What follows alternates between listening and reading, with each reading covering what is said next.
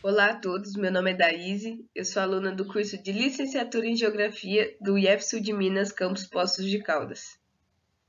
Olá, eu sou o Yuri e primeiramente gostaríamos de agradecer a presença de todas as pessoas que estão acompanhando essa apresentação. Muito obrigado. O nosso trabalho entra na temática de quadrinhos e diálogos interdisciplinares, mais especificamente na educação nas disciplinas de História e Geografia. Nós vamos fazer uma análise da história Avenida Drops e a vizinhança do Will Eisner. A análise feita na obra do Will Eisner traz uma questão que está sendo bastante levantada na temática da educação, que é a interdisciplinaridade, né? A prática interdisciplinaridade ela procura romper com as práticas tradicionais, né, que prioriza a construção do conhecimento de forma fragmentada, né? A interdisciplinaridade é uma maneira de alcançar métodos educacionais em comum de uma unidade escolar, né? Ela é a integração de conceitos, de teorias de duas ou mais disciplinas para que tenha uma compreensão sistêmica de um objeto de estudos, né? Então, quando está se trabalhando interdisciplinarmente, o ensino ele tem uma sincronia, né? E essa sincronia ela proporciona um sentido no ensino que faz com que o aluno ele amplie a sua visão, né, das temáticas, podendo ser esse elemento, né, da interdisciplinaridade fundamental na questão da aprendizagem. E mesmo que a educação ela tenha um sentido único, né, que é a formação de um ser pensante, de um ser crítico, né, com práticas que proporcionam a socialização, a cidadania, a equidade, a inclusão, essa racionalização, né, do seu meio, a interdisciplinaridade ela pode unir também muitos objetivos em comum de diversas disciplinas, e um exemplo delas que pode ser utilizada como um facilitador na aprendizagem é a interdisciplinaridade entre a história e a geografia. E uma maneira de trabalhar as duas disciplinas juntamente é a utilização de materiais didáticos alternativos, né? Como nós trazemos nesse artigo, a utilização das histórias em quadrinhos no ensino da geografia e da história. E nós focamos principalmente na Avenida Drops, né? A vizinhança, que é do autor Will Eisner, que ele traz acontecimentos e conceitos que servem tanto para o ensino da história quanto o ensino da geografia. E o presente trabalho, através de uma revisão bibliográfica, né, teve como objetivo valorizar a aproximação entre a disciplina de História e Geografia, né, e apresentar a importância de se utilizar essas diferentes linguagens no ensino, né, e analisar a aplicabilidade das histórias em quadrinhos na sala de aula. Neste tópico é importante lembrar que durante muito tempo as histórias em quadrinhos não eram bem vistas na educação, tanto por parte dos professores quanto por parte dos pais dos estudantes, porque as HQs eram consideradas uma forma de leitura inferior, apenas um lazer que afastava as crianças e adolescentes da boa leitura, causavam uma preguiça mental nelas e ainda eram responsáveis pelo fracasso escolar dos alunos. Depois, com o tempo, essa realidade começou a mudar. Hoje já podemos destacar a presença dos quadrinhos nos PCNs, nos vestibulares, no Programa Nacional Biblioteca na Escola e do livro didático, que começou a enviar quadrinhos para as escolas, e também com a BNCC, que valoriza o uso de diferentes linguagens no ensino. Então, os quadrinhos já estão no ambiente escolar e esse preconceito já foi superado. Para utilizar as HQs na sala de aula, é necessário e muito importante que os professores e professoras conheçam este meio de comunicação. É preciso conhecer a linguagem dos quadrinhos, suas características e os principais recursos que ela possui, pois assim o processo de ensino-aprendizagem vai ser facilitado e os resultados obtidos serão melhores. No que diz respeito à história das histórias em quadrinhos, resumidamente podemos dizer que as HQs surgiram no final do século XIX, mas não conseguimos estabelecer nenhuma data nem um país específico para seu nascimento, pois era possível encontrar obras com características que atribuímos aos quadrinhos em diversos países do mundo nessa época. Podemos falar da Suíça, da Suécia, da França, da Alemanha e do Brasil. Porém, devido aos avanços da segunda revolução industrial e a presença de novas técnicas na área da imprensa, os Estados Unidos vão se destacar nesse contexto. Vai ser lá que a mídia dos quadrinhos vai se florescer, se desenvolver e tornar-se uma indústria mais forte. Então, os Estados Unidos têm esse papel importante na evolução das histórias em quadrinhos.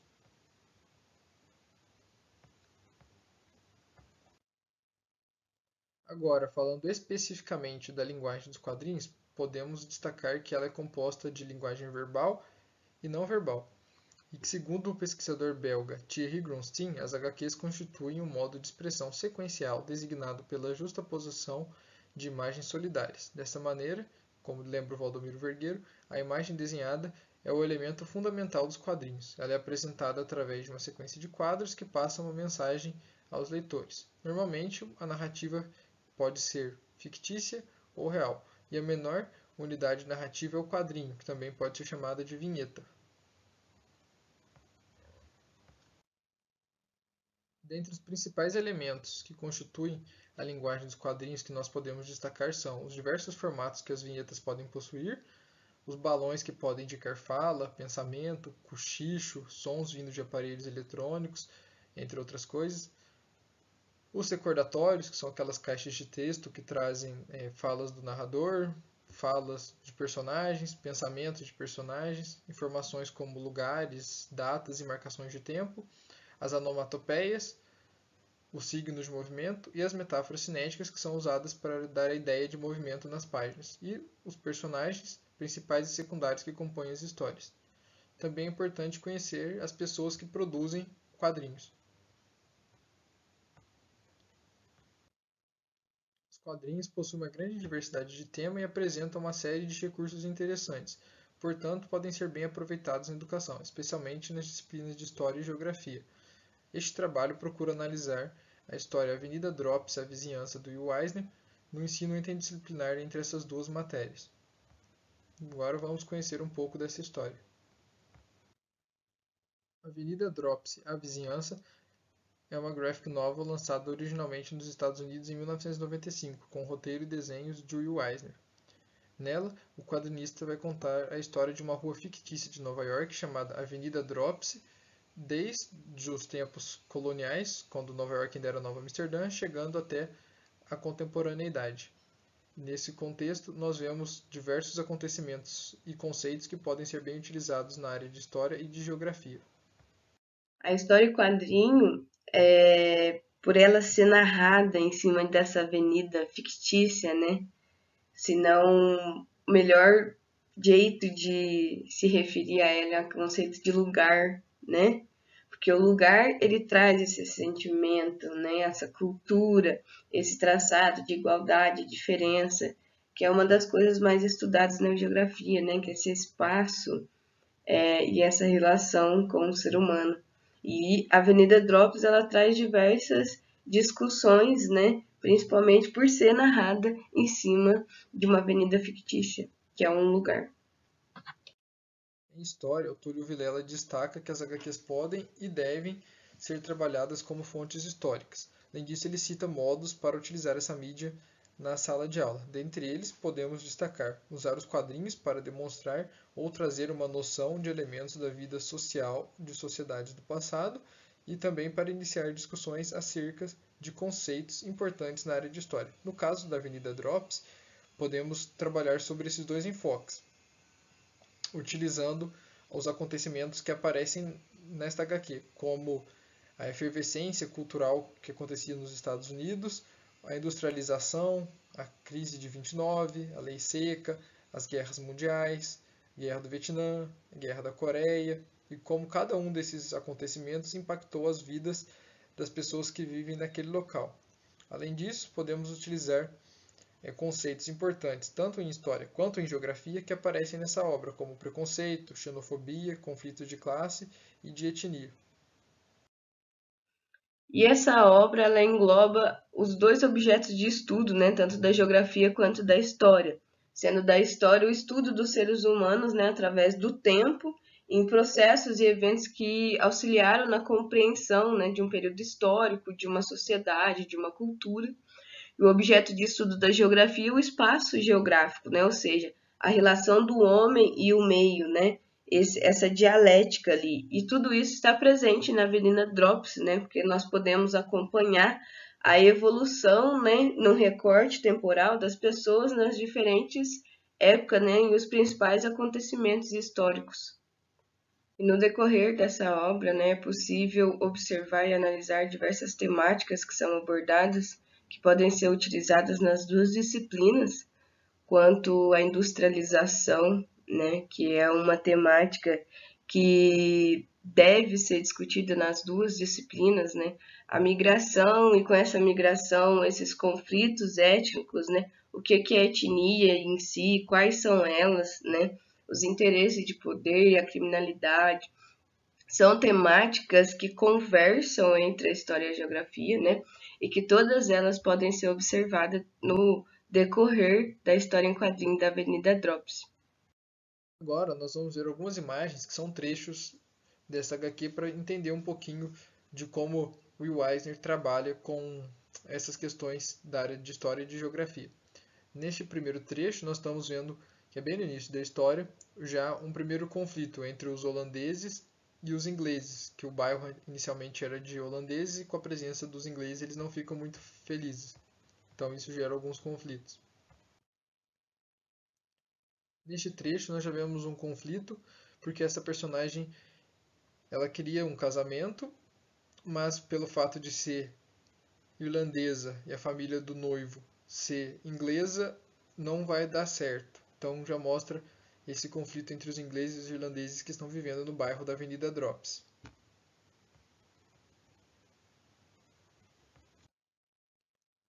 Aqui, novamente, vemos mais um exemplo desse descontentamento da presença dos ingleses em relação aos irlandeses, né? Como um não tinha uma visão positiva do outro. Neste trecho aqui, não está tão nítido, mas se passa no período da guerra. Então, já vemos que os moradores da Avenida Drop estão com uma visão mais preconceituosa em relação aos alemães. Então, nosso trabalho trouxe, né, uma pequena amostra do quanto as histórias em quadrinhos, esse material didático, né, pode ser importante na disciplina de História e Geografia, e como o seu uso na sala de aula pode ser um elemento facilitador ali na aprendizagem do aluno. Por se tratar de um material didático, né, alternativo que foge, né, dos métodos tradicionais, ele contribui com uma aprendizagem mais significativa, né? A história em quadrinho, ela torna as aulas mais dinâmicas, mais divertidas, tanto para os docentes quanto para os estudantes, né? Então, ela serve também como ponto de partida, né, para discussões e debates, facilita, às vezes, né, no entendimento de alguns conceitos, né? E desperta a partir daí o interesse pela leitura, né, pelas pesquisas nesses materiais didáticos. Muito obrigada pela atenção. Fica aqui as nossas referências bibliográficas usadas no artigo.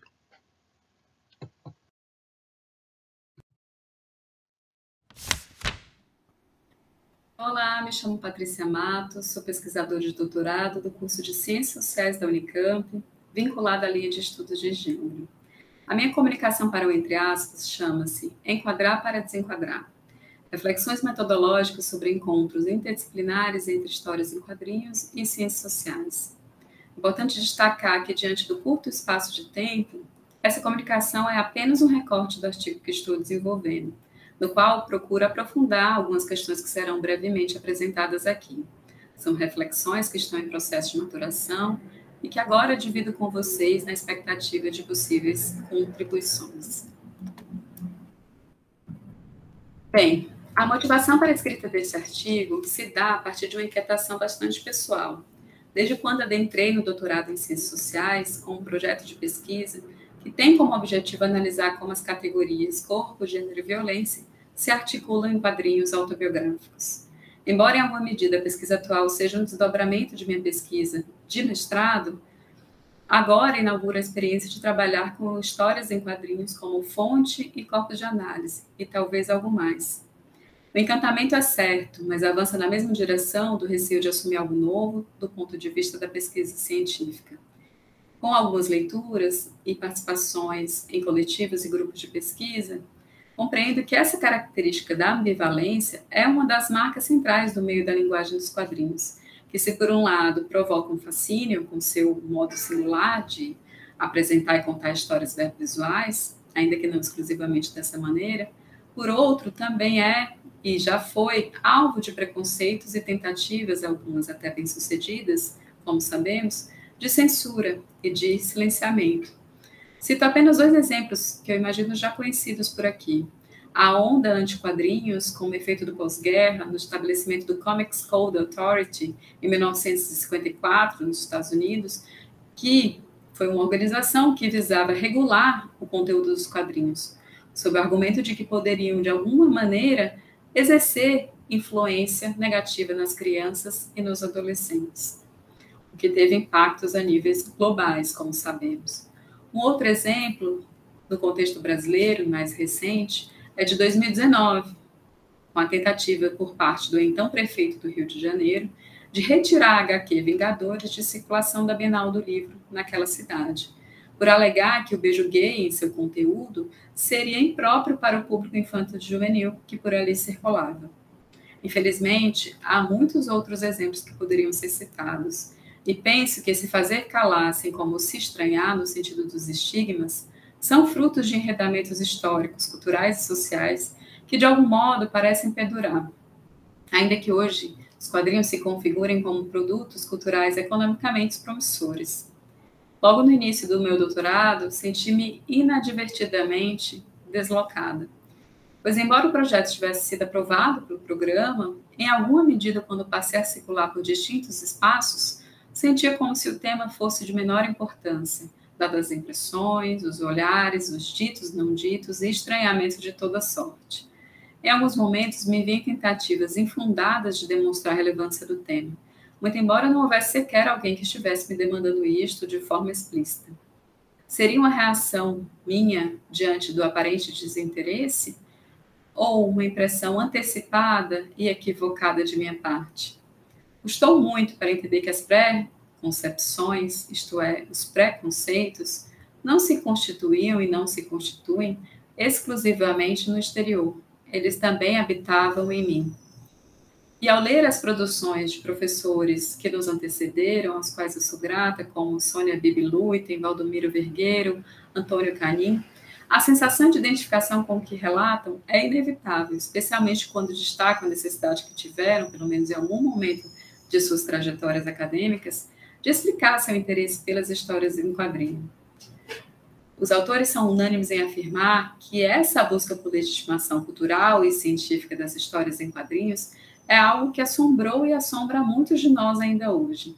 Ainda na década de 70, Canin enumerou pelo menos 8 perspectivas pelas quais as histórias em quadrinhos poderiam ser abordadas. Uma delas seria a perspectiva sociológica.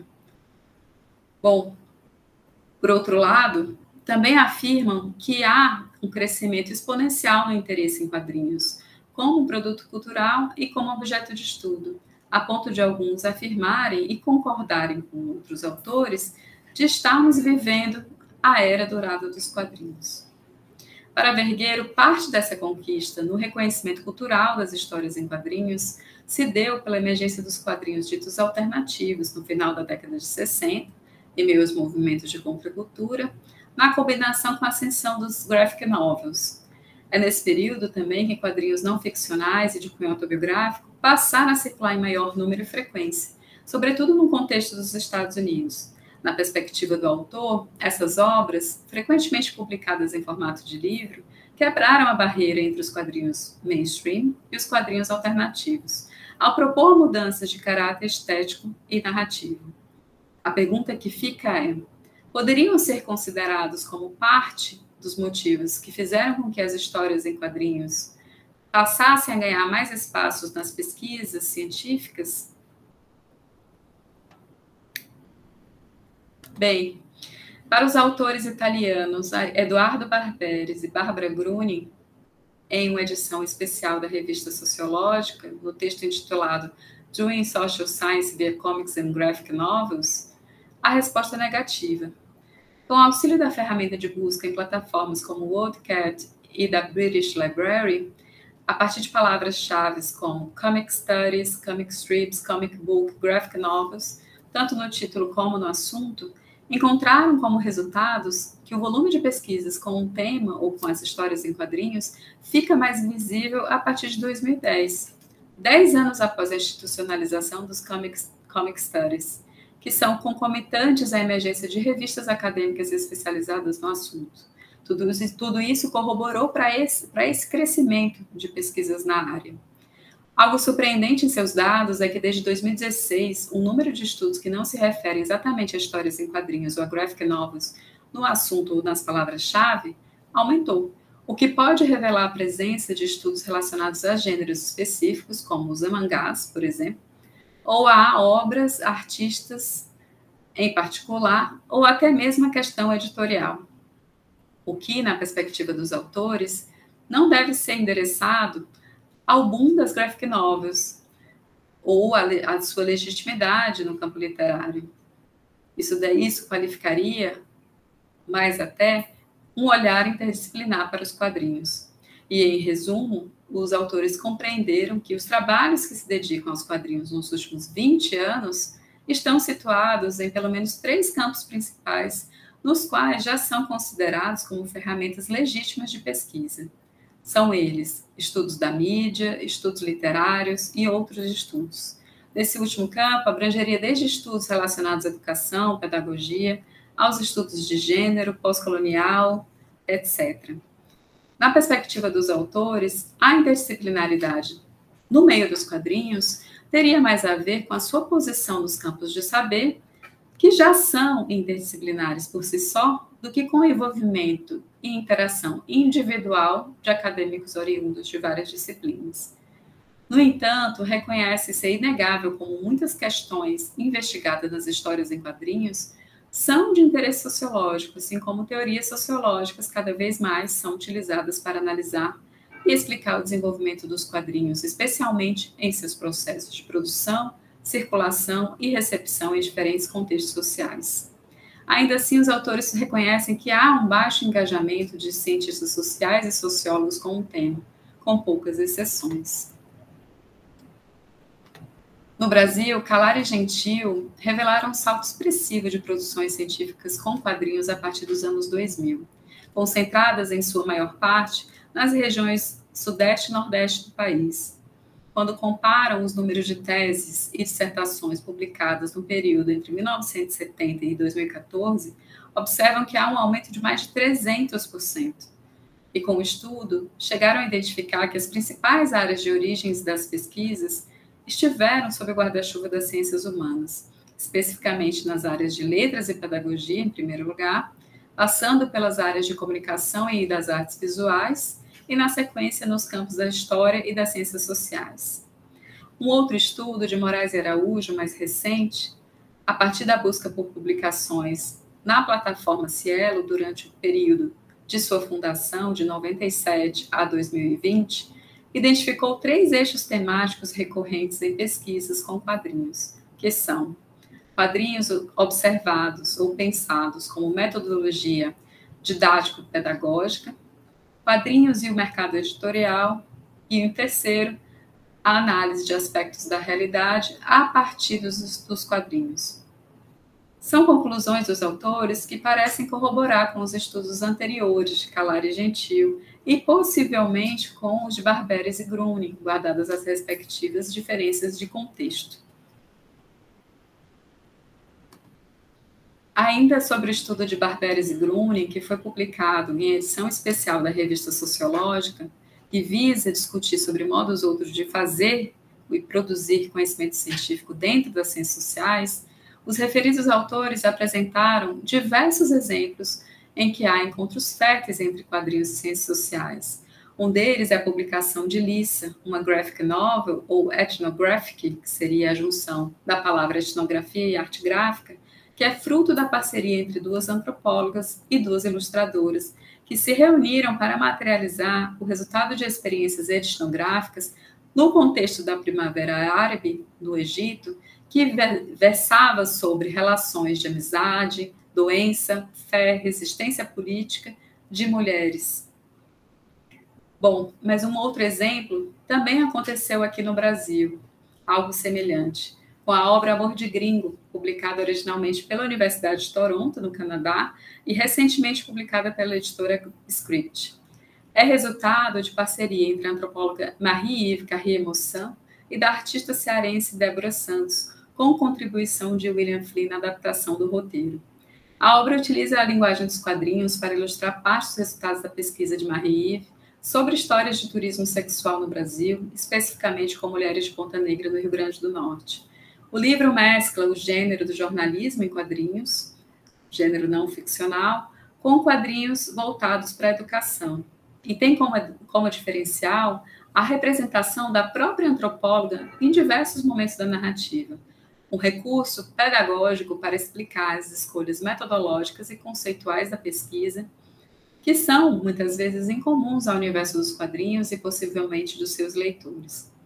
Desse encontro entre antropologia e quadrinhos, também vale destacar a memória gráfica em Heritage, que seria, em tradução livre, herança, organizada pela antropóloga norte-americana Elizabeth Povinelli. A autora entrelaça suas histórias de vida às do contexto histórico, social e político no qual esteve inserida, em sua infância, adolescência e vida adulta, a fim de compreender as relações entre nacionalidade, etnia, parentesco, religião e pertencimento.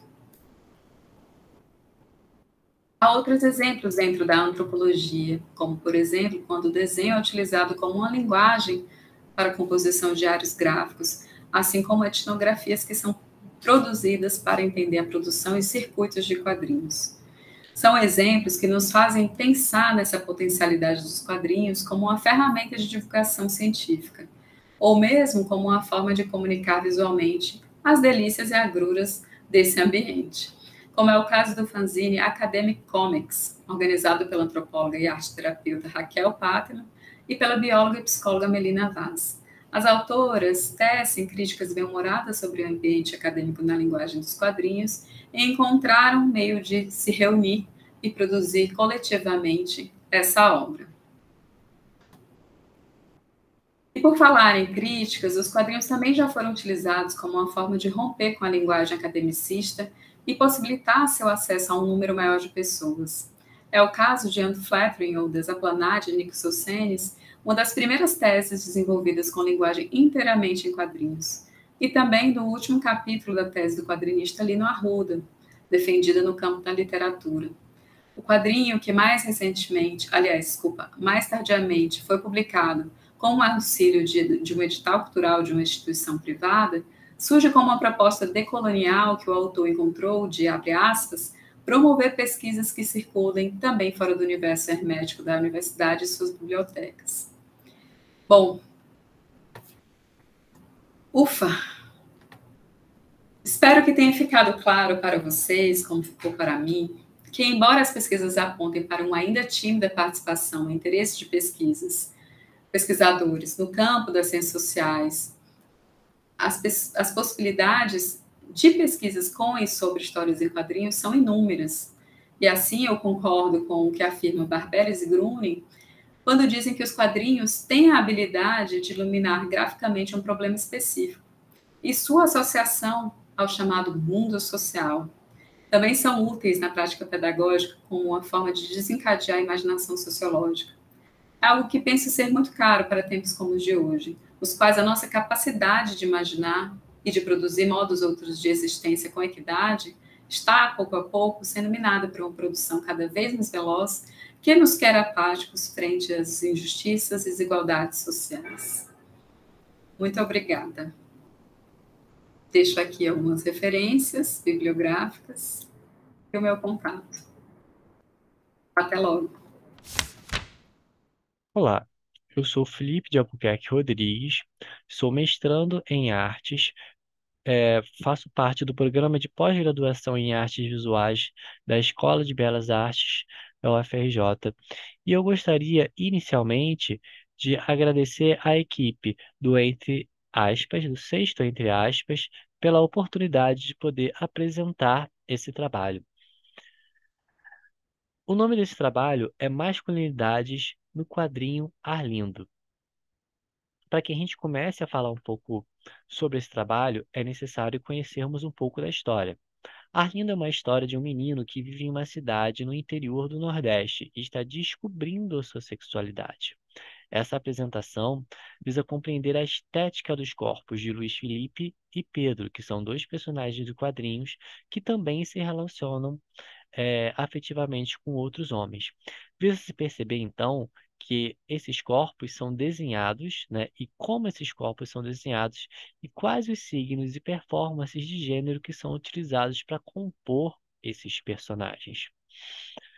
Dessa maneira, né, Arlindo ele foi publicado por Luísa de Souza, também conhecida como Ilustra-Lu. Foi uma webcomic publicada no Twitter entre 2019 e 2020, como uma thread, que são postagens que se interligam cronologicamente. Em dezembro de 2020, foi lançado uma espécie de campanha de financiamento coletivo pelo Catarse, que em menos de 24 horas já havia alcançado toda a sua meta, né? E é interessante perceber que a força desse quadrinho, né, depois da sua publicação, ficou cada vez maior, inclusive rendendo prêmios para a ilustradora. Então, a gente precisa conhecer um pouco mais, né, da história de Arlindo. Arlindo é um menino que está descobrindo a sua sexualidade. Só que em determinada hora, um menino novo entra na sua turma e Arlindo vê sua vida mudar porque ele se apaixona pelo menino, né? Essa história se passa no começo dos anos 2000 na cidade de Currais Novos, Rio Grande do Norte. E a autora vai trabalhar com essa ideia de temporalidade justamente para trazendo elementos de quem foi adolescente lá no começo dos anos 2000, como, por exemplo, algumas músicas do Sandy Júnior, né? E também o MSN, né, que ficou lá na nossa adolescência dos anos 2000. A autora se utiliza também de muitos elementos que fazem parte da cultura local, como a comida, o modo de falar, os aspectos religiosos e entre outros elementos que fazem parte do universo do quadrinho, né? Para que a gente possa entender um pouco de como a gente vai fazer, né, e como eu faço essa análise dos desenhos dos corpos desses personagens, é interessante a gente perceber inicialmente como é a construção de gênero na nossa sociedade. Para isso, eu trago o texto Problemas de Gênero de Judith Butler, né? E nesse texto, ela vai dizer o seguinte: consideremos o gênero, por exemplo, como um estilo corporal, um ato, por assim dizer, que é tanto intencional quanto performativo, onde o performativo sugere uma construção dramática e contingente de sentido, né? Dessa forma, para a autora, o gênero torna-se um dado corpóreo através da performance. Essa performance é percebida por meio de atos que vão trazer sentidos e irão construir um gênero, né? Vão construir esse gênero. Através dessa perspectiva, pensar gênero é entender que esse se faz no nosso corpo, por meio de uma performance que está carregada de sentidos e significados. O corpo, então, se molda enquanto performance, né? Então, para pensar essa questão de gênero para a construção da masculinidade, né? O Robert W. Connell, no seu livro Políticas de Masculinidade, vai dizer o seguinte: no gênero, a prática social se dirige aos corpos. Através dessa lógica, as masculinidades são corporificadas sem deixar de ser sociais. Nós vivenciamos as masculinidades, em parte, como certas tensões musculares, posturas, habilidades físicas, forma de nos movimentar e assim por diante. Então, para ele, a masculinidade então é uma performance. Ela se constrói através dos atos que reiteram seus sentidos através de atos, determinadas habilidades físicas, comportamentos, entre outros elementos também. Pelo olhar de Connell e Butler, é possível compreender que a construção de gênero masculino é algo que está ligado a uma série de performances entrelaçadas a aspectos sociais. Esses elementos se tornam signos que se apresentam também por meios de performance de gênero. Tais atos são refletidos no corpo. Logo, O gênero masculino é cercado de uma corporeidade pensada para refletir aspectos que reforçam seus elementos, né? E aí, o que que vai acontecer? Judith Butler também vai dizer que, como em outros dramas sociais rituais, a ação do gênero requer uma performance repetida, ou seja, para que essas relações de gênero aconteçam nos nossos corpos, é preciso que se haja uma repetição dessas ações, né? Então, a performance, ela é um ato que precisa ser repetido constantemente para que seja aprendido por esses corpos. E aí, né, a gente precisa trazer essas ideias para o quadrinho Arlindo para que possamos, né, analisar essa, analisar esses desenhos. Então, no quadrinho, né, o Arlindo, ele costuma ajudar a sua mãe como garçom em um buffet. Um desses dias de trabalho, ele vai encontrar o Luiz Felipe, que também trabalha como garçom no local, né? E aí fica explícito desde a primeira vez que o Arlindo se sente, de certa forma, atraído por esse menino, né? E aí o Luiz Felipe, ele é desenhado, né, com uma proporção, pelo menos nesse quadro, em que o Arlindo está olhando o Luiz Felipe, né? Ele é desenhado com uma proporção maior que a do Arlindo, né? E dá uma certa impressão de que o Luiz Felipe ele é mais velho que o Arlindo. Só que o que chama a atenção do Arlindo é justamente as características físicas de Felipe, não só o seu tamanho, mas também o seu porte, né? Por quê? O Luiz Felipe é desenhado pela Ilustralu com braços, e esses braços, as curvaturas do braço, evidenciam uma certa musculatura nesse braço. Essa musculatura fica tão evidente que o próprio Arlindo comenta sobre essa musculatura, e é algo que parece trazer bastante, que atrai bastante o Arlindo. Já o Pedro. O Pedro também é um personagem que traz que o Arlindo vai também se interessar por esse personagem. Só que diferente do Luiz Felipe, que já tinha namorado, né? O Pedro vai ser o grande, vai ser a pessoa com que Arlindo vai se apaixonar. E aí é interessante perceber como esse personagem também é desenhado. Em uma determinada hora da história, Arlindo se apaixona, Arlindo derrama uma bebida na camisa de Pedro. E o menino retira a camisa dele. Só que aí, quando ele retira essa camisa, ele mostra o corpo, o torso do rapaz. E o Arlindo novamente se vê interessado nesse personagem, né? Ele observa com certo interesse esse personagem. E aí, quando a Ilustralu faz esse desenho do Pedro, mesmo que seja um desenho em estilo cartoon, que tenha traços mais simplificados, fica evidente o interesse dela em mostrar novamente o torso do personagem como sendo um torso atlético. Então, são características que são ligadas a uma determinada virilidade. A virilidade desses personagens é feita a partir do desenho da sua musculatura.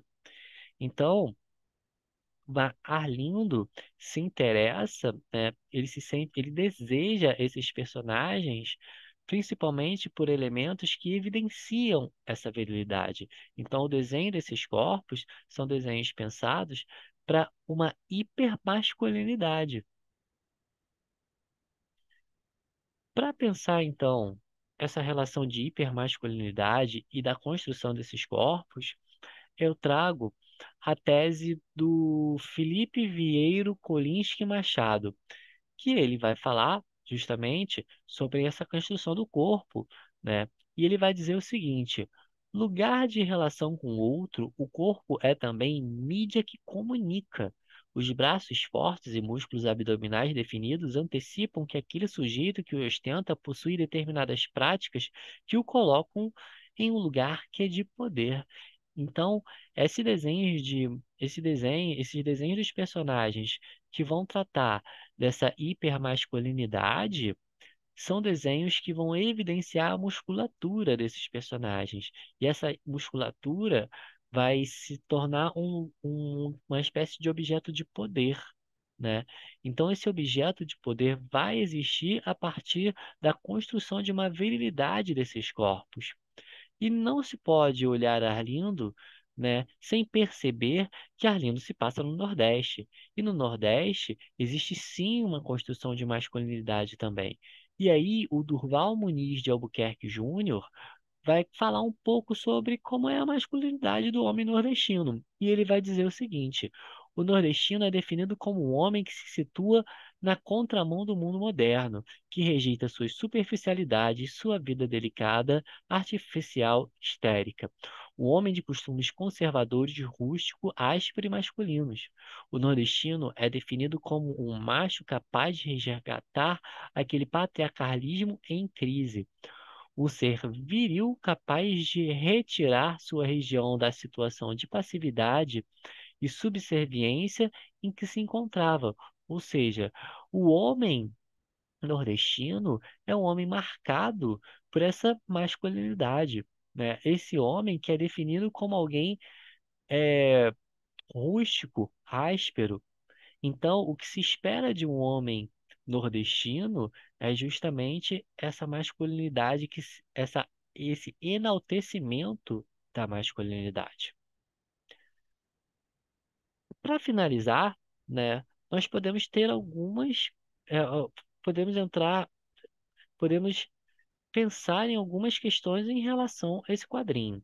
Primeiro, ao pensar nos desenhos de cada personagem, fica explícito como estes são feitos para evidenciar uma virilidade representada através de seus corpos, né? No caso, tanto do Pedro quanto do Luiz Felipe.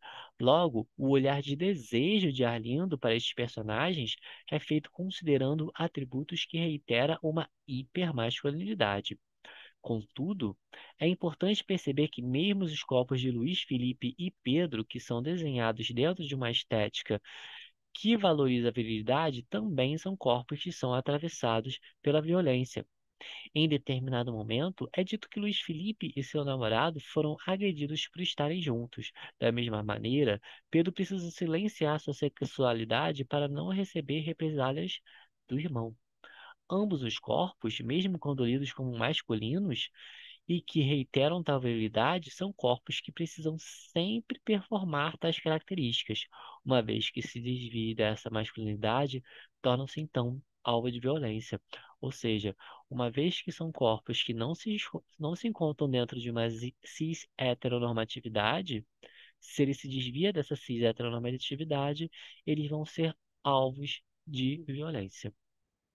Então, gostaria de finalizar aqui minha apresentação e agradecer a todos que assistiram e vão assistir essa apresentação. Muito obrigado. Olá, meu nome é Carlos de Brito Lacerda, sou licenciado, bacharel em Geografia pelo Instituto de Estudos Socioambientais da Universidade Federal de Goiás, especialista em Educação Ambiental pelo SENAC do Distrito Federal e filiado à Aspas. Com alegria estou aqui, com a apresentação, sobre a minha abordagem específica do tema desse sexto, entre aspas, participação online. É uma felicidade o convite, poder participar e assim, de alguma forma, tentar contribuir para as discussões relacionadas às questões específicas da Associação dos Pesquisadores em Arte Sequencial. Temos aqui o título da nossa proposta: Narrativas de Histórias em Quadrinhos, Apropriação e Uso Interdisciplinar, quando o método tem como propósito intencional e finalidade para a transgressão e a inovação. Essa é a nossa proposta inicial enquanto título.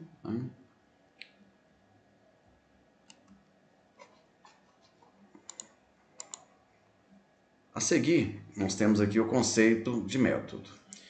Método é o conjunto das atividades sistemáticas e racionais que, com maior segurança e economia, permite alcançar o objetivo. E o que? A busca dos conhecimentos válidos e verdadeiros, traçando então um caminho a ser seguido detectando erros e auxiliando as decisões do cientista, do pesquisador. Sabendo da proposta maior, né, enquanto método de pesquisa e utilização de quadrinhos, seja enquanto fonte, enquanto objeto, né, e no campo específico nosso da proposta do nosso título, a apropriação e o uso de forma interdisciplinar. Então, após esse conceito de método, né, nós passamos à próxima indagação. Esse agir interdisciplinar, nós estamos falando da educação básica brasileira e a utilização desses quadrinhos, dessa apropriação e o seu uso, né, e de forma interdisciplinar nesse chão de escola, né? Então, nos processos educacionais efetivados em salas de aulas, a interdisciplinaridade pressupõe o quê? Articulações metodológicas de uma parte. Que parte seria essa? Uma disciplina, né? A primeira disciplina provocadora, né? Aquela que acredita, o seu pesquisador, que há potencial na utilização das histórias em quadrinhos, né, enquanto proposta para o uso em sala de aula da educação básica brasileira. Então, essa é a primeira parte, esse pressuposto do que seria interdisciplinar.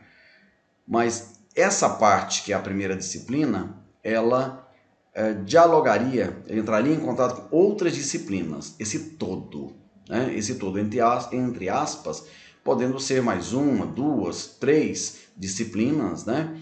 E sejam elas disciplinas eletivas ou opcionais, já em acordo com o novo ensino médio, né, brasileiro, e também com as propostas para o ensino fundamental. Aí incluídos também, né, os jovens que exigem do ambiente escolar um atendimento especial, né?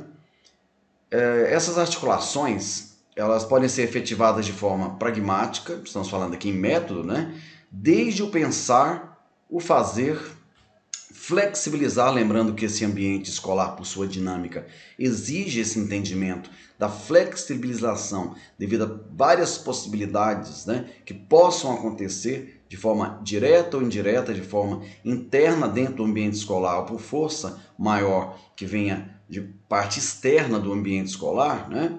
Mas também a interação, inclusive a questão da busca, né, do sentimento de pertencimento, né, desses jovens que vão poder interagir, uma possibilidade inclusive de se sentirem, né, parte dessa escola e serem até, quem sabe, protagonistas a princípio. Dificilmente, né, você pode falar de interação sem essa busca pela provocação da sensação de pertencimento, e isso, para que aconteça, há necessidade, né, de que o processo, os processos e os instrumentais possam garantir um protagonismo também a esses jovens, né, de forma a expandir e divulgar, já que a ideia é que esse caminhar, esses processos, instrumentos levantados possam, né, possibilitar a concretude, né, final e uma culminância aonde essa proposta seja executada,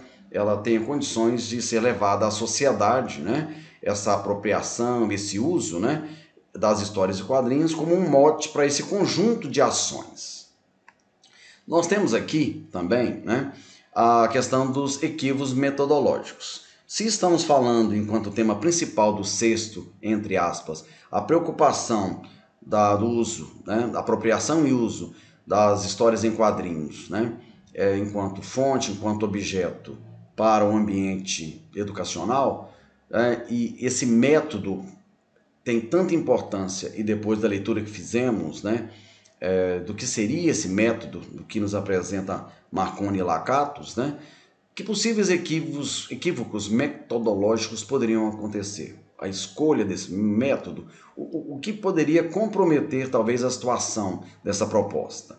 Existiria um método maduro e inquestionável para a apropriação e uso, né, de histórias em quadrinhos em ambiente educacional com metodologia interdisciplinar? Existiria isso, o que muitos comentam, essa receita de bolo, um método infalível? Existe esse método já consolidado, maduro, enquanto no meio acadêmico, e mesmo na prática também, do ambiente escolar, seja em teoria acadêmica e em prática, e seria inquestionável, que se fosse dispensado, de alguma avaliação questionadora. Nós vamos ver que já aqui a escolha desse método, a importância dele, com um método simples, na próxima tela, que é a maêutica socrática, que parte do pressuposto, ligado à questão até dialética, do questionamento, grupo de pessoas, no caso, seres pensantes do ambiente educacional, grupo gestor, envolvendo a parte pedagógica, o próprio PPP da escola, o regimento da escola, esse PPP entendido como realmente um plano político-pedagógico, de uma escola viva e com proposta de agir, de aproximar e de ter como profissionais da educação levarem uma proposta de apropriação e uso dessas histórias em quadrinhos de uma forma dialética? Sim, é possível, a partir do questionar, do indagar e do pesquisar, ligado principalmente a esses profissionais, mas principalmente essas perguntas poderiam sair dessa próxima tela. Seria uma condução pelo reconhecimento. Reconhecimento do quê? Das competências e incompetências, tanto do corpo docente quanto do corpo discente. Compromissos também em relação a esses profissionais no aspecto epistemológico desses pesquisadores, que ele é professor, pesquisador, é aquele que busca agir com o outro sem a fundamentação teórica. Não há como e que forma que esse compromisso epistemológico, enquanto a área de ciência de cada um, sua verticalidade de formação de cada um dos profissionais, isso seria uma forma de reconhecer qual é o compromisso epistemológico de cada um desses profissionais. Quais seriam os limites de cada disciplina? Haveria algum tipo de limite de cada disciplina? Nós veremos que, se nós queremos transgredir, nós queremos inovar, é uma pergunta-chave também. Que limites, talvez, se é que existem, de seus agentes em relação no conhecimento e valorização de objeto e objetivos que sustentariam a ação enquanto projetos? A sua justificativa, esse objeto que é o quadrinho, os objetivos, que habilidades estaríamos buscando em relação a esses jovens estudantes, Que noção que teríamos, enquanto provisoriedade das posições assumidas desses agentes durante os processos do pensar e agir. Está ligado ao último item, a questão dos limites. Haveriam paradigmas, preconceitos em relação a esses pesquisadores? Essas pessoas teriam algum paradigma interno, algo, talvez evidente ou não, de resistência, ou desconhecimento apenas? E, por último, não menos importante, a exigência de liberdade científica e colaboração entre esses participantes. Daí nós teríamos o quê? Esse inovar para transgredir, um possível tripé de ações conjugadas ao método escolhido para apropriação e uso de histórias em quadrinhos em ambiente escolar da educação básica brasileira.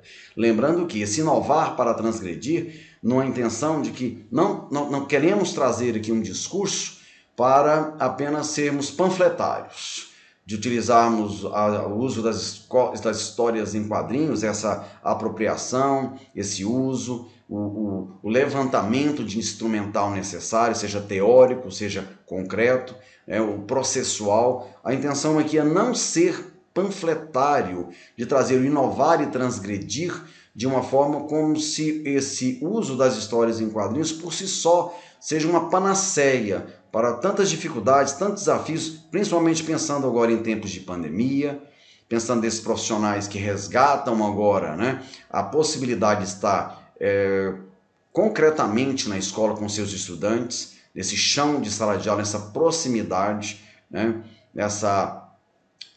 usando aqui conhecimentos de vários pesquisadores, como por exemplo Vygotsky, nessa proximidade com esse estudante, com seu colega também, e pensando nesse corpo docente-discente enquanto ideia de uma escola e seu projeto político-pedagógico, a possibilidade do tripé, para fugir dessa coisa panfletária apenas da panaceia de uma solução milagrosa, que possivelmente acreditamos que não exista, deveria haver o diálogo entre as partes, com aqueles reconhecimentos que foram citados atrás.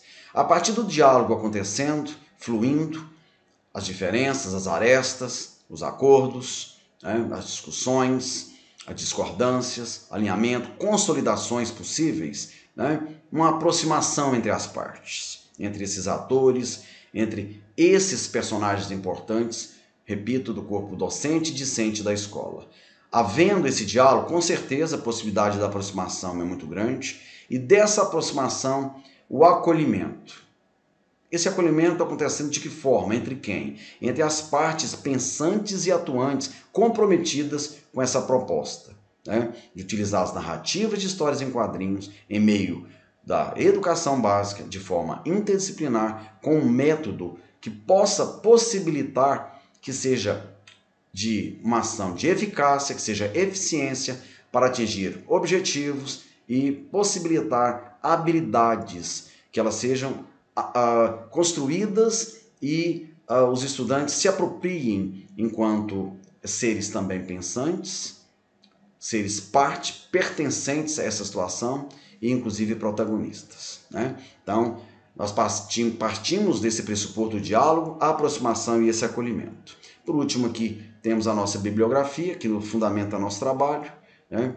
E que colocamos novamente, já que está aberto, né, aqui no canal do YouTube da Aspas, né, a possibilidade da sua participação, a sua crítica, sua contribuição, já que não é intenção nossa de encerrar, né, essa discussão.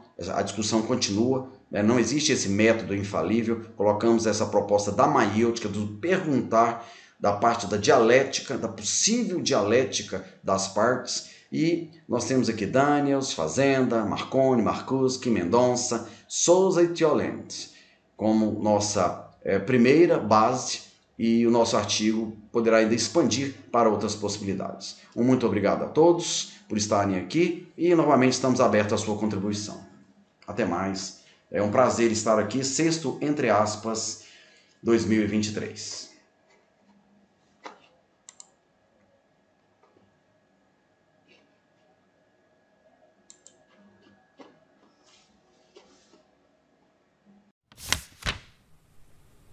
Olá pessoal, meu nome é Geovano, eu sou formado em História, né, e fiz toda a minha trajetória acadêmica na área de História e Cinema, né, desde o mestrado até o doutorado.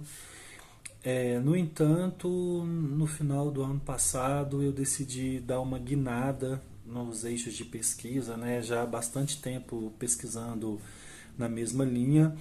E também, dado a minha paixão pelos quadrinhos, né, uma coisa que eu sempre gostei desde adolescente, então eu decidi começar, né, uma nova etapa na trajetória acadêmica, dessa vez agora pesquisando mais nas relações entre história, linguagens e quadrinhos, né? Não quero ficar restrito tão somente ao campo da história, mas claro, também trazendo sempre essa experiência que eu já tenho na área de história, de pesquisa também na área de história, como suporte também teórico-metodológico. Atualmente eu sou professor do Instituto Federal do Sul de Minas, no campus Inconfidentes. Dou aula também nas graduações, né, de História e Pedagogia, e são espaços onde eu sempre utilizo, né, as histórias em quadrinhos como fonte de pesquisa. Atualmente eu tenho lecionado a disciplina História Antiga, então eu sempre estou tentando fazer, né, essa relação dos usos do passado, né, no mundo contemporâneo, e os quadrinhos, claro, são uma fonte inestimável, né, de releituras do passado e de difusão, né, desses usos do passado na época atual. Eu então preparei essa apresentação, deixando claro, né, mais uma vez para vocês que eu estou iniciando, né, nas pesquisas na área de quadrinhos. Tenho lido bastante sobre teoria e quadrinhos, né, as formas como essas teorias e essas metodologias são aplicadas nas pesquisas em quadrinhos. Mas a minha intenção aqui, então, é passar uma ideia, né, do que eu pretendo colocar no texto final, no artigo final, que será enviado aí após essa fase de apresentações, né? E espero receber contribuições dos e das colegas, principalmente no tocante a essa parte mais teórica, né? Uma vez que eu considero aí bem essa fase bem inicial. E também não poderia deixar de agradecer a organização do evento. Eu estou bem contente, bem satisfeito de ter a oportunidade de estar participando, né? Agradeço por meu trabalho ter sido aceito. Eu acho o pessoal da Aspas muito gente boa mesmo. Eu acompanho lá as discussões no grupo, né? Pessoal muito empolgado, assim, as discussões são muito interessantes. Então estou aqui para tentar dar minha contribuição, mas muito mais também para aprender com vocês.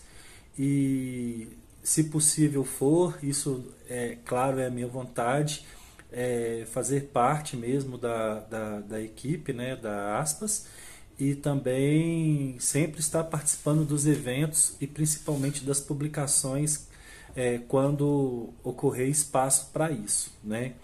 Bem, então passada essa primeira parte, né, de uma apresentação mais pessoal, agora eu vou passar para a apresentação do trabalho em si, né, do qual eu me propus a apresentar para vocês. Bem, eu dividi esse trabalho em 3 partes.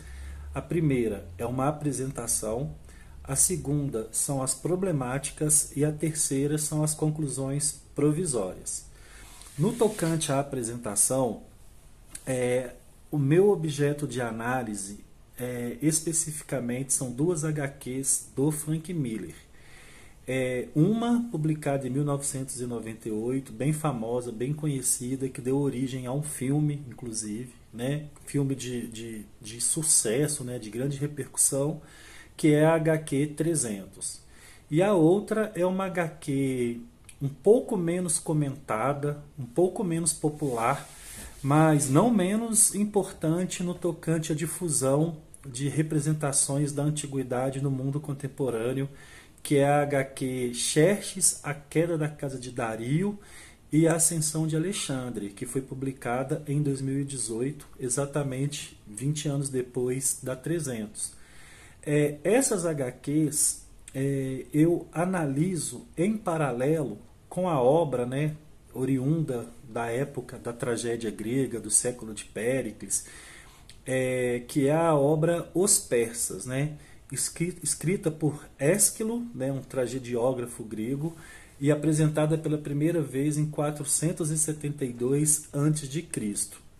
Então eu acho interessante esse paralelo, né, uma vez que, pelas entrevistas que eu vi do Frank Miller, a fonte que ele se utilizou para poder se inspirar para escrever principalmente o 300 é o Heródoto, né? Mas no caso eu acho que essa contraposição ao Ésquilo, que também escreveu, né, sobre essa relação dos gregos com os persas, eu acho bem interessante, bem salutar, até porque acaba demonstrando aí 2 percepções bem diferentes, né? Bem, no tocante às personagens, né, que participam, que compõem, né, a estrutura narrativa das HQs, nós temos o Temístocles, né, que era uma espécie de líder, talvez o que nós chamaríamos hoje de general grego, né, da Batalha das Termópilas, conhecida, que ficou mais conhecida pelo episódio dos 300, né? Também o Ésquilo, e é curioso que o Ésquilo, além de escrever os persas, ele participa, né, das batalhas das guerras médicas, inclusive ele é representado, né, na HQ 300, o Ésquilo participa enquanto personagem. Também nós temos o Dario, né, que era um rei persa, o seu filho, que é o Xerxes, o sucessor do Xerxes, que é o Dario III, e no caso da HQ Xerxes, né, termina com a ascensão de Alexandre, conhecido aí como Alexandre Magno, Alexandre o Grande, né? Os fatos que servem de pano de fundo para as narrativas das HQs citadas são especificamente a Batalha de Maratona, que deu início aí às Guerras Médicas, o Dia de Purim, que é um episódio interessante, pouco citado, pouco conhecido aqui no Brasil, que é quando o Xerxes ele impede o massacre dos hebreus na Babilônia após casar-se com a hebraica Esther, né, os hebreus que ficaram nesse cativeiro da Babilônia aí por muito tempo. Também a Batalha de Isso, que ocorreu no ano 333 a.C., é uma batalha onde Alexandre o Grande venceu, né, o rei dos persas, Dario III, e também a Batalha de Galgamela, que acontece em 331 a.C., que foi uma nova batalha entre Alexandre e o rei persa Dario III, que foi definitivamente derrotado nesse caso, né? E aí veio aí a ascensão total do Alexandre nesse contexto. Bem, no tocante às problemáticas, observa-se que por meio da peça Os Persas de Ésquilo, é possível analisar o perfil que os gregos retrataram de Xerxes durante as Guerras Médicas, que é um perfil bem diferente, né, feito no contexto da interpretação que o Frank Miller dá ao Xerxes, né? Ésquilo, inclusive, ele atribui a derrota de Xerxes à desonra, principalmente por conta da trajetória do seu pai, né? O pai do Xerxes, o Dario, tinha vencido essas batalhas, consolidado o Império Persa. O Xerxes herda isso, só que não satisfeito somente com a herança, né? Porque ele também queria a glória, a honra. Ele então decide continuar enfrentando os gregos e inclusive ele blasfema, né, contra os deuses gregos. E esse episódio foi entendido como uma arrogância do Xerxes, né, que o levou à derrocada do Império Persa, né. A obra do Ésquilo, diferente das HQs do Frank Miller, ela propõe uma discussão sobre a importância do respeito pela religião do outro. Enquanto a obra do Frank Miller, ela se contrapõe a isso, né? Em Frank Miller, nota-se muito mais uma analogia entre o exército espartano e o exército norte-americano, principalmente no contexto ali da década de 90, quando a relação entre Estados Unidos, né, e o mundo árabe, o mundo iraniano, né, que muitas pessoas acham que o Irã faz parte do mundo árabe, mas na verdade não, né? O Irã é um país que tem uma outra língua, uma outra religião, até uma outra cultura, podemos dizer. E também tem aquele famoso episódio da polêmica do Frank Miller com a HQ de 2011, Terror Sagrado, né? Holy Terror, onde inclusive ele chegou a ser cancelado em um evento aí porque ele foi acusado de islamofobia, né? Que é uma questão muito polêmica que eu vou deixar para o texto e para a discussão, caso venha ao caso, né? Enfim, então, nesse sentido, através da comparação dessas obras, eu cheguei a algumas conclusões provisórias. Claro que eu vou trabalhá-las muito mais, né, para a confecção do texto. Mas, quando você pensa nos estudos relacionados à história antiga global, nós percebemos que existe uma ideia de sempre trabalhar a ideia dos persas, do Oriente Médio, como povos teocráticos, fanáticos, brutais, ignorantes, enquanto gregos como sintomas de liberdade, heroísmo e valor à pátria, né? É como se fosse um Ocidente racional e livre e um Oriente fanático e despótico. Isso vem de uma interpretação do século XIX que faz uma utilização desse mundo grego antigo como uma ideia de sobreposição de civilizações que vão culminar na origem do Ocidente, justificando inclusive uma visão de supremacia do Ocidente em relação ao Oriente, né? O que fica muito bem retratado no livro O Orientalismo, do Eduardo Said, né? Tão promissor e importante nessa era aí de estudos decoloniais, né? Então, você tem, por meio dessa narrativa, uma espécie de ideia de uma civilização teleológica ocidental, cujos gregos, né, que representam esse ideal de liberdade em oposição à teocracia fanatizada do mundo oriental, gera essas visões que são muito distorcidas e que revelam o desconhecimento do Ocidente em relação às culturas e às formas organizacionais do Oriente, né? Essas HQs, né, no caso, a Xerxes, né, a queda da casa de Dario e a ascensão de Alexandre, elas têm uma beleza plástica impressionante, como por exemplo esse episódio aqui, que retrata a Batalha de Salamina. Ele faz uma representação entre macedônios e persas muito interessantes, né? Mostrando aí a proporção dos dois. Sem contar também as representações, e aí eu entro no campo da estrutura narrativa, a forma como os quadrinhos são concebidos, do Xerxes, né? Que, enfim, na obra do Ésquilo e até mesmo do Heródoto, é descrito de uma maneira bem diferente do que é a imagem que o Frank Miller tenta passar. Como, por exemplo, essa outra aqui do Xerxes também, né? Que é bem interessante. Essa já está no 300. Assim como a imagem dos persas que ele passa. Enfim, parece que associando a uma ideia assim de macaco. O que na minha interpretação e na interpretação de outros autores que eu vou citar no texto final, né, tem uma bibliografia interessante sobre isso, inclusive o próprio Ésquilo com a questão dos persas, né, também o Heródoto, e os estudos mais recentes sobre esse assunto,